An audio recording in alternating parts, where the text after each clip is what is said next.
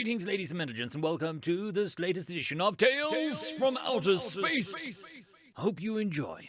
Story number 1, F equals MA, written by probably a lunatic. For eons, the benchmark for society was achieving FTL.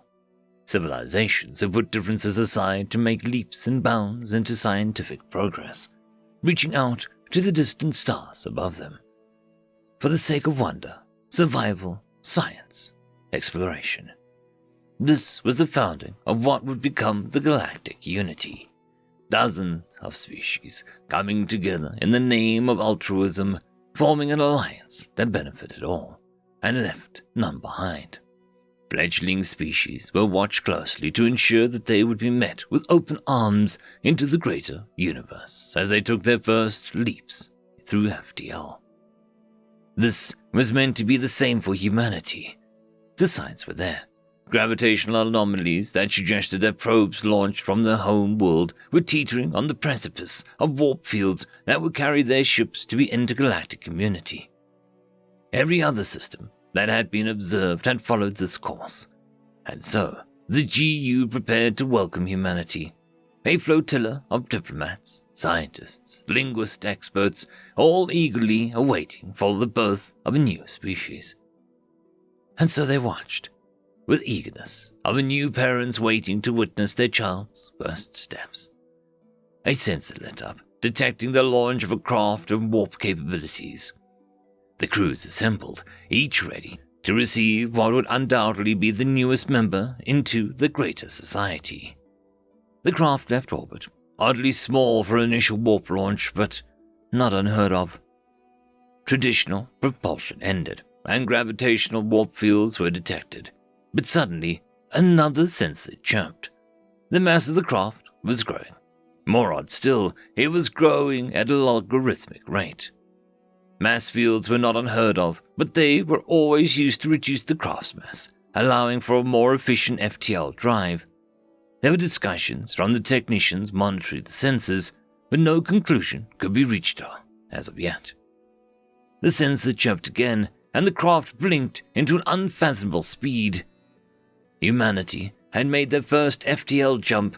The excitement was welcoming, crew was palpable. Trajectories were calculated so the flotilla could be in position to greet the craft as it exited FTL, and the flagship took point. The massive vehicle sat behind a group, waiting to receive the craft. Any moment, the craft would break warp, deaccelerate, and be welcomed to the bosom of Unity. Any moment. The sensor chirped again, 0 life signs detected in approaching craft. The ships behind the flagship received alarms only moments later, but it was enough time to witness humanity's achievement. There was a flash, and the flagship was gone. Humanity's first leap into FTL travel was not intended to elevate the species. It was not an ascension. It was a weapon. Humanity had created an FTL weapon, and worse yet, they had coupled the weapon with mass fields. The last reading the sensor had gleamed was that the craft had achieved a C times 1.04 and a mass equivalent to a large comet. What remained of the flotilla hastily made escape to neighboring stars, and immediately placed a cordon of no contact around the Sol system. On Earth, a loud whoop came from the control room as the lead tech monitored the explosion. "Oh, what did I tell you?" the technician smirked as he leaned back in his chair. The second technician was filtering through the readouts on the screen before him. "It is impressive. I'm showing that we reached just over a C. With the mass drivers, we achieved—" "Oh my god," he paused, mouth agape. "Well, spit it out, man," the first technician exclaimed. "Over 1 times 10 to the power of 10 kilograms, the second responded. After a long silence, "Do you know what this means?" "Yep," replied the first. "It means that Sir Isaac Newton is the deadliest son of a bitch in space." End of story. Story number 2. We Are the First, written by Aussie Endeavour. Artifact retrieved. Commencing identification scan. Error. Identification failure. Origin unknown. Commencing decryption protocol. Decrypting. Decrypting. Decrypting. Decryption complete. Audio file found. Translating. Translation complete. Play audio file. Yes. Playing audio file. Hello. My name is Adam. I am a human, but you most likely have no idea what that is, do you? Humans are an intelligent carbon-based species originating from a planet named Earth. By the time you receive this message, Earth no longer exists. In fact, humanity no longer exists. We are actually extraordinarily lucky that this recording survived long enough for you to find it, whoever you are. For as long as humanity can recall, we have yearned to find others like us among the stars. However, we were scared. We were scared that space was far too vast an ocean to traverse. We believed that even if we managed to reach beyond our planet, anyone else would be far too distant to ever meet. We spent far too long worrying about space being our adversary, and we forgot to give time second thought. We conquered space, spreading out to each corner of the galaxy and beyond, and we searched for any sign of life. Every star, every planetoid, every nebula, every asteroid. Nothing. No one. We were alone. We succumbed to the grim conclusion that we had been festering in the back of our mind for eons. Perhaps we were too late. As I record this message, the universe is approximately 14 billion years old, and the period of time for new stars to be born is coming to a close. Perhaps there are other civilizations out there, not elsewhere in space, but elsewhere in time. We could be the last. We panicked. We searched for the tiniest clue that someone, anyone, existed before us. Nothing. We were alone, yet again. This time, however, a new melancholy version of hope shines within. Even though very few new stars will be born after today, some stars will continue to shine for hundreds of billions of years more. Perhaps even a trillion.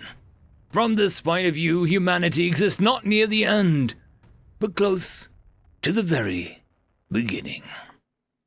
We are not the last, but the first. Hundreds of billions of years left for life to rise from the primordial soup of countless worlds that are yet to even take form. Hundreds of billions of years for that spark of intelligence to ignite once more. We sailed the ocean of space, but the chasm of time is too vast to cross. We cannot join you in the future, for we are stuck near the dawn of creation. We are the first time the universe can experience itself, and we pray that we are not the last. No civilization can persist indefinitely, and so we leave this message to represent us in an era that we cannot see. We leave this message so that you know that you have siblings amongst the stars. We are connected, not in space, but in time. We ask just one thing of you. Take this message with you until the end. Add on to it so that the ones that come after you know they are not alone. Hopefully then, we may be there after all. At the end, I mean. Everyone who adds to this message will be part of one project. It would be like we all truly were standing side by side. Hand together, hand in hand, we will see the head of the arrow of time. End of audio file. Replay audio file. Yes! End of chapter. Story number 3. The Humans Said No, written by Lord of Thus. When humans first created their first FTL drive, a barely working thing more expensive than some systems, they noticed that they would not be able to build one large enough to carry a manned vessel to another star. But alas, the humans said no. And so they built generation ships that over the course of a millennium or two settled their stellar neighborhood. Then they found out they happened to live in a dead region of the galaxy with almost no other planets harboring life. The humans said no. They started to transform dead worlds into images of their home terra, which is why making a dead world hospitable was called terraforming. At the start, they sucked, but over the centuries, they got better and faster. Today, they can turn a dead rock at the edge of its star's Goldilocks zone into a paradisic garden world with weather and ecosystem and all that good stuff in about 25 of their years. There is no planet in the star's habitable zone. Well, the humans say no. They have multiple occasions changed the orbit of an entire planet. They just don't care. The universe gave them the proverbial finger, and they just gave it back. When they finally made contact with the Galactic Society, many thought that their worlds would be easily conquered and started a war. The humans said no. They could live on the human worlds in peace as there was plenty of space. Also, the humans were willing to terraform worlds for them, but some didn't take that offer. Those learned of the other side of humans. They can be cruel and merciless. A couple human worlds were invaded, their population slaughtered, and then the humans said no. They came with what they called the Light Frigate. Yes, just one ship. And they completely destroyed the enemy fleet. This light frigate turned out to be a former moon and, with 300-kilometer diameter, was apparently on the smaller side. Less than a week later, the light frigate appeared above the aggressors' homeworld and told them to surrender. Those idiots did not take that offer. All of their military bases were wiped out in just hours. Then they surrendered. There were not even a dozen deaths, just material damage. And to this day, no one has ever seen a human cruiser or even a battleship, and we're all really happy about that. We asked the humans if they planned to take over the galaxy, and the humans said no. They are busy terraforming new worlds, brokering peace treaties and trade agreements, as well as being social with every species in the galaxy. Oh, and being social with every compatible species in the galaxy. End of story. I would just quickly like to thank the T5 channel members and patrons. Caspar Arnholtz, Cam Maxwell, Barkey, It's Difficult to Pronounce, Lord Azrakul, and Arcadian.